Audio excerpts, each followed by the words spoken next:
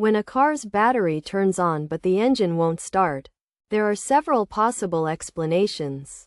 Corrosion on the battery terminals is one potential cause, as it can prevent the flow of current to the vehicle due to its poor conductivity.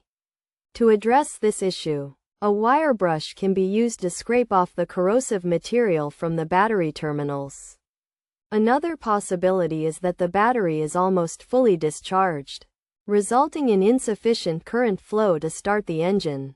In this case, jump-starting the car and running it for a few minutes to recharge the battery may resolve the issue. Or a new battery may be needed. A malfunctioning starter motor, which is responsible for starting the engine, could also be the culprit. If the starter motor is faulty, a loud click can be heard when attempting to start the car.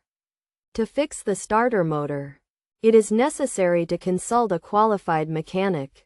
By considering these potential causes and taking the appropriate steps, it is possible to troubleshoot and repair a car battery that turns on but fails to start the engine.